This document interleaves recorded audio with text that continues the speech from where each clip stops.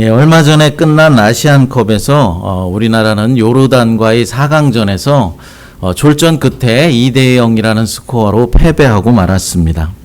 역대 최고라는 멤버를 가지고 64년 만에 우승을 노렸지만 결국 실패하고 말았습니다. 그런데 그 실패의 원인이 요르단전 전날 저녁 식사 후에 손흥민 선수와 막내 측에 속하는 이강인 선수가 다툼을 벌여서 그것이 원인이었다라는 보도가 나오면서부터 상당한 비난이 있었습니다. 축구협회와 감독에 대한 비난뿐만 아니라 주장이자 선배, 형인 손흥민 선수를 주목으로 휘두르면서 대든 이강인 선수에 대한 비난은 하루아침에 차세대의 스타였던 이강인 선수를 매장시킬 정도로 아주 거센 비난이 쏟아졌었습니다. 이강인 선수는 한순간의 잘못된 선택과 행동과 판단으로 축구 선수로서의 생명이 끝날 수도 있는 그런 실패의 나락으로 떨어져 버린 것이죠. 하지만 자신의 잘못에 대해서 다시 한번 진심 어린 사과를 하였고, 특히 영국에 있는 손흥민 선수를 직접 찾아가서 용서를 빌므로 어느 정도 사태는 이제 봉합이 되었습니다. 그리고 특별히 지난 화요일 새벽에 태국과의 월드컵 예선전에서 손흥민 선수에게 기가 막힌 어시스트를 해주고 손흥민 선수와 함께 포옹을 하며 기뻐하는 그 장면이 방송됨으로써 이제 완전한 실패에서 다시 일어나는 모습을 보여주었습니다. 그렇습니다, 여러분. 사람은 누구나가 실수할 수 있습니다. 누구나 실패의 경험이 있다라는 것입니다. 하지만 그 실패의 경험을 교훈 삼아서 우리가 다시 일어설 수 있다면은 하나님은 우리에게 놀라운 축복으로 채워주시는 것입니다. 오늘 예수님께서 부활하신 날입니다. 세상 사람들의 눈엔 실패처럼 보이는 이 십자가였지만 그 죽음의 권세를 이기시고 부활하심으로써 승리하셨습니다. 우리도 문제가 있고 어려움이 있고 실수로 인한 실패의 쓰라린 경험들이 있겠지만은 그것을 부활의 믿음으로 극복하여서 모두가 승리의 삶을 살게 되시기를 간절히 축복합니다. 오늘 본문에 보면은 베드로가 실패했던 장면이 나옵니다.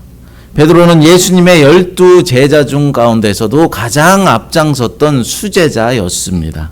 늘 적극적이었고 열심과 열정을 가지고 충성했던 예수님의 제자였습니다. 베드로는 이렇게 말한 적도 있었죠. 다른 사람들은 다 주를 버리고 떠날지라도 나는 끝까지 죽기까지 주님을 쫓고 따르겠습니다 라고 말했었습니다. 하지만 베드로는 보기 좋게 실패했습니다. 이것은 어쩌다 한번 일어난 실수가 아니라 완전한 실패였습니다. 본문 56절, 57절 읽어보겠습니다. 한 여종이 베드로의 불빛을 향하여 앉은 것을 보고 주목하여 이르되 이 사람도 그와 함께 있었느니라 하니 베드로가 부인하여 이르되 이 여자여 내가 그를 알지 못하노라 하더라. 아멘. 넓은 정원이 딸린 대제사장의 집에서 예수님은 이제 신문을 받으셨고 정원에서 사람들이 불을 쬐고 있는데 여종이 베드로를 지목하여서 이 사람도 예수님과 함께 있었다라고 증언합니다. 이 말에 대해서 베드로는 부인하면서 나는 예수를 알지 못한다라고 말하죠. 조금 후에 다른 사람이 베드로를 보고 예수님과 같은 도당이다라고 말합니다. 하지만 동일하게 베드로는 아니다라고 부인합니다. 그리고 1시간쯤 후에 또 다른 사람이 베드로를 향하여서 이 사람은 갈릴리 사람이다라고 말하며 예수님과 함께 있던 사람이 확실하다라고 증언합니다. 역시 베드로는 부인합니다. 다른 복음서에 보면은 예수님을 저주하면서까지 부인하였다라고 말씀하고 있습니다. 마태복음 26장 74절 읽어보겠습니다. 그가 저주하며 맹세하여 이르되 나는 그 사람을 알지 못하노라 하니 곧 닭이 울더라. 아멘. 시간적인 여유로 볼 때, 부인의 강도로 볼 때 완벽한 실패였습니다. 어떻게 이런 일이 일어날 수 있겠습니까? 그토록 예수님을 사랑하고 열정적으로 예수님을 따랐던 베드로가 어떻게 예수님을 이렇게 부인할 수 있습니까? 더군다나 계집종과 구경꾼들에게 나는 예수님을 모른다, 예수님을 저주하면서까지 부인할 수 있었겠습니까? 이 사건이 벌어지기 불과 몇 시간 전만 해도 베드로는 예수님을 잡으러 온 사람들을 방어하기 위해, 예수님을 방어하기 위해서 칼을 꺼내서 휘둘렀던 사람이었습니다. 누가복음 22장 47절부터 50절까지 읽어보겠습니다. 말씀하실 때 한 무리가 오는데 12 중에 하나인 유다라 하는 자가 그들을 앞장서 와서 예수께 입을 맞추려고 가까이 하는지라. 예수께서 이르시되 유다야 내가 입맞춤으로 인자를 파느냐 하시니 그의 주위 사람들이 그 된 일을 보고 여짜오되 주여 우리가 칼로 치리까 하고 그 중에 한 사람이 대제사장의 종을 쳐 그 오른쪽 귀를 떨어뜨린지라. 아멘. 여기서 검을 사용했던 사람이 베드로였다라는 것이죠. 베드로는 무장한 군인들 앞에서 칼을 사용하여서 용감무쌍하게 예수님을 지키려 했습니다. 그런데 불과 몇 시간이 흐른 후에 여종 앞에서 예수님을 부인하는 어처구니 없는 일이 벌어지고 있는 것입니다. 이 장면을 통해서 우리는 죄의 교묘함과 파괴력을 알 수 있는 것이죠. 베드로는 전혀 예상치 못했던 유혹과 타협의 순간에 무너져 버렸습니다. 이만희 씨가 교주로 있는 신천지 때문에 한국 교회들은 여러 가지 피해들을 많이 당했었습니다. 특히 코로나 팬데믹 때 신천지 이단에서 코로나 바이러스를 퍼뜨려서 많은 이들이 감염된 일 때문에 일반 정통 교단의 교회들도 싸잡아서 이제 비난을 많이 받았었습니다. 그런데 이 신천지 이단이 하와이에도 들어와서 활동한다라는 소식을 들었습니다. 만약 우리 교회에도 신천지 이단이 들어와서 활동한다는 소식을 들었다면 어떻겠습니까? 누가 신천지에서 파송한 이단인지 서로를 의심하기도 할 것이고 누가 신천지인지 무척이나 궁금해들 할 것입니다. 그러다가 누가 신천지 이단인지 밝혀진다면은 여러분들은 어떤 반응들을 보이시겠습니까? 칼을 들고 베드로처럼 달려들어서 죽이려고 하지는 않겠지만은 단호하게 대처들을 할 것입니다. 여러분이 믿는 예수 그리스도의 복음을 적극적으로 용감하게 수호할 것입니다. 그 사람을 따라서 신천지 이단교회로 들어갈 사람은 아무도 없을 것입니다. 그런데 여러분, 마귀는 신천지만을 통해서 역사하지 않는다라는 사실입니다. 전혀 우리가 예상하지 못했던 방법으로 우리를 미혹할 때가 많이 있다라는 것이죠. 예를 들어서 청소 대행 비즈니스를 하는 성도가 있다라고 생각해 보십시오. 그는 당연히 수익을 많이 얻기 위해서 이익을 남기고 청소 대행을 해줄 것입니다. 그런데 마귀는 싼 청소용품을 쓰면서 최고급의 청소용품을 사용해 청소를 했다라고 거짓말을 하라고 속삭입니다. 사업을 하는 사람이 그 정도 거짓말은 해도 상관없다라고 말합니다. 또한 눈속임으로 적정 가격보다도 훨씬 높은 가격을 책정해 받아내라고 부추깁니다. 다른 사람들도 다 그런 식으로 사업을 하니까 너도 그렇게 해도 죄를 짓는 것이 아니다 라면서 속삭이는 것입니다. 그렇게 해야 돈을 많이 벌 수 있고 그렇게 해야 행복하게 살아갈 수 있다라고 말합니다. 하지만 그 이후부터 큰 고통이 찾아오기 시작합니다. 죄책감과 죄의식이 생길 수도 있고 자꾸만 거짓말을 하고 죄를 짓다 보니까 하나님과의 관계가 점점 더 멀어지게 되는 것이죠. 그러다 보면 하나님께서 맡겨주신 사명도 이제 소홀하게 되고 계속해서 죄에 얽매여 살아가는 악순환으로 이어지게 되는 것입니다. 이것이 죄의 교묘함이고 심각한 죄의 파괴성입니다. 뿐만 아니라 이런 식으로 거짓되게 거짓말을 하면서 일을 하다 보니까 이제 사람들이 더 찾지 않게 되고 오히려 사업이 더 어려워질 수도 있다라는 것입니다. 마귀는 예상치 못한 경로를 통해서 우리들에게 죄를 짓도록 유혹한다라는 말입니다. 이단이나 어떤 잘못된 교리로만 우리를 유혹하고 우리를 넘어뜨리려 하지 않는다라는 것이죠. 오히려 우리의 일상의 삶 속에서 가장 가까운 사람들에게서 우리를 죄를 짓게 만들고 넘어뜨리게 만들어 버린다라는 것입니다.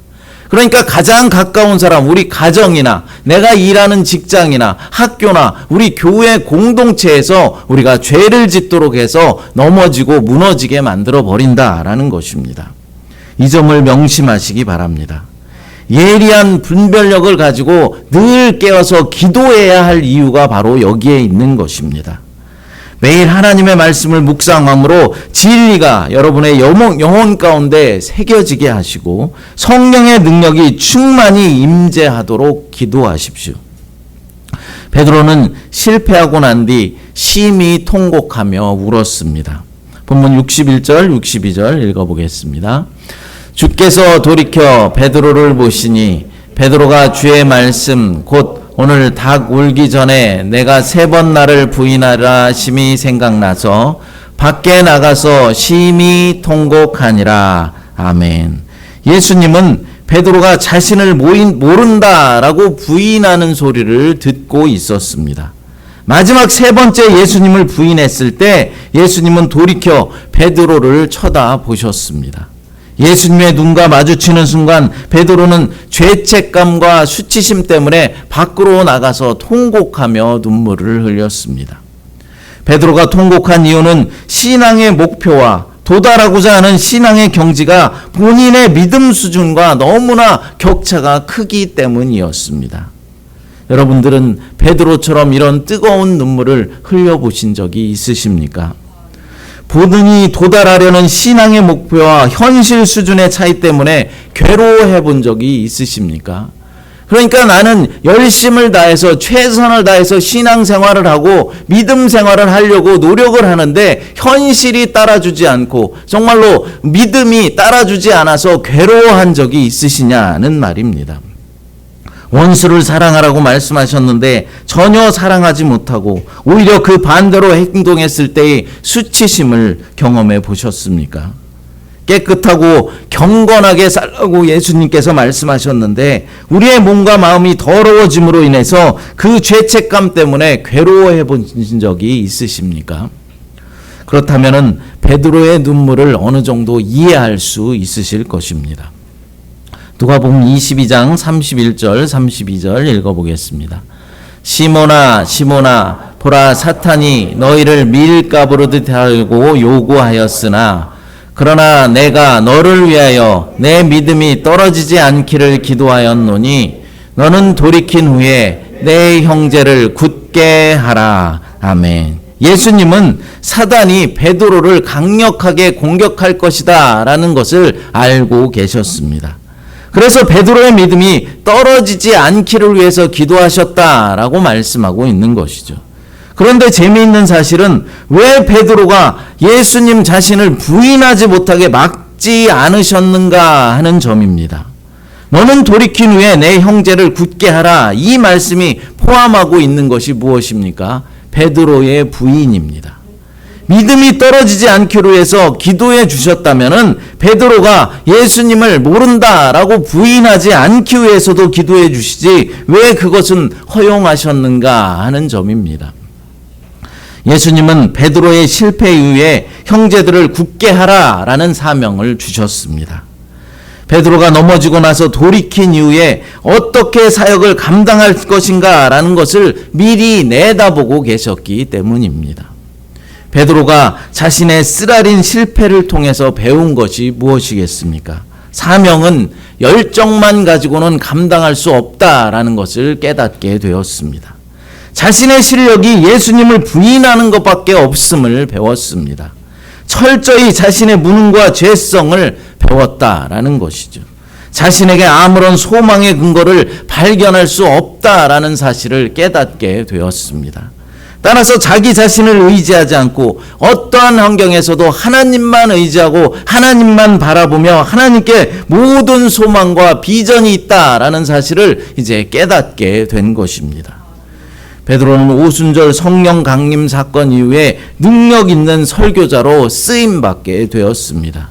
수천 명이 그의 설교를 통해서 변화됐고 예수를 믿게 되었습니다. 그런 놀라운 기적들이 일어났죠. 또 병자들을 고쳐주었고 초대교회에 놀라운 부흥의 역사가 일어나게 되었습니다.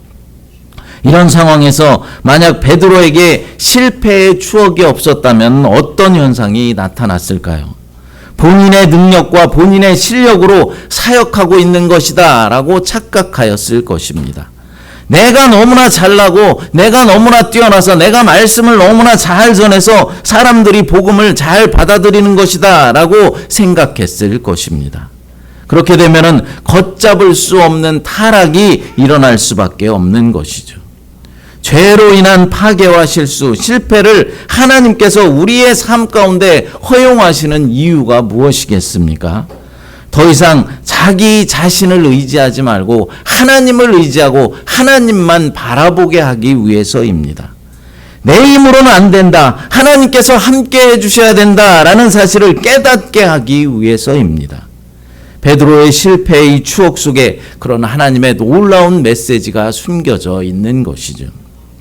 여러분, 죄로 인해서 무너진 적이 있으십니까? 하나님 앞에서 눈물 흘리며 회개하시기 바랍니다. 우리가 가진 실패와 죄책감은 예수 그리스도께서 십자가에서 죽으심으로 해결해 주셨습니다. 우리의 실패 때문에 예수 그리스도께서 십자가에 못 박혀 돌아가셨다라는 것입니다. 피를 흘려주심으로 우리를 그 보혈로 덮어주셨습니다. 또한 예수님은 부활하심으로 십자가에서 흘리신 피가 사실이다라는 것을 증명해 주신 것이죠. 십자가에서 그냥 돌아가시기만 했다면, 부활하지 않으셨다면 그 보혈의 피가 정말인지 우리가 어떻게 확인할 수 있습니까? 그러나 예수님께서 사흘 만에 부활하심으로 그 피가 우리를 구원할 수 있고 우리의 모든 죄를 사해 줄 수 있다라는 사실을 우리가 알게 되고 그것을 증명하셨다라는 것이죠. 우리를 용서하시고 부활하심으로 예수님은 승리하셨습니다. 그 승리를 바로 저와 여러분들에게도 나누어 주십니다. 오늘 예수님께서 마귀 사탄의 권세를 무찌르시고 어둠의 권세, 죽음의 권세를 이기시고 부활하신 날입니다. 그런데 부활절은 그 승리의 기쁨을 만끽하는 날이라는 것이죠. 예수님이 부활하심으로 모든 원수의 공격과 무기를 무력화시키시고 우리에게 자유를 주신 것입니다. 이 때문에 실패의 추억은 영원히 우리를 좌절시킬 수 없는 것이죠. 실패의 추억은 영원히 우리를 무너뜨릴 수 없는 것입니다. 오히려 실패의 추억으로 인해서 우리는 우리 자신을 철저히 부인하는 신앙을 배우게 되었습니다.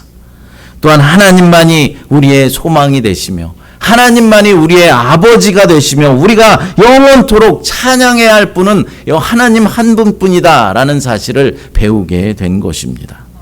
본문 61절에 보면 주께서 돌이켜 베드로를 보시니 라고 말씀하고 있습니다. 이 말씀에 선명한 표시를 해 놓으시기 바랍니다. 그리고 마음속 깊이 말씀을 새겨 넣으십시오. 베드로를 바라보는 예수님의 눈빛은 한없이 자애롭고 평화롭고 사랑스러운 눈빛이었습니다. 베드로는 그 눈빛을 평생 동안 잊지 못했습니다. 그래서 통곡의 눈물을 흘렸던 것이죠.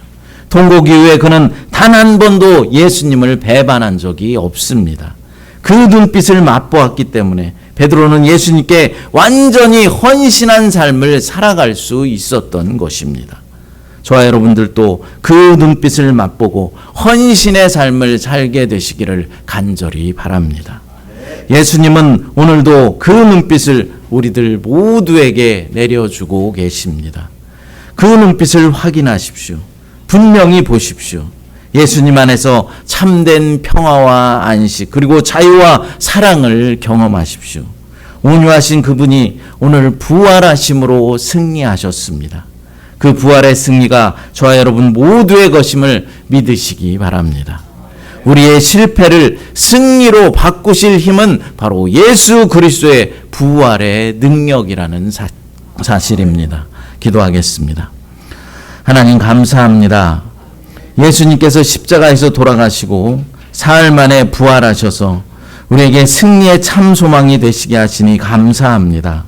세상 사람들 눈에는 실패처럼 보이는 십자가가 부활로 인해 승리가 되게 하신 것처럼 우리들의 삶 가운데도 문제가 있고 실패도 있지만 부활의 믿음으로 나아갈 때 더 큰 승리를 가져다 주신다는 사실을 깨닫고 부활의 믿음으로 살아가는 우리 모두가 될 수 있도록 하나님 인도하여 주시옵소서. 거룩하신 예수님의 이름으로 기도드리옵나이다. 아멘.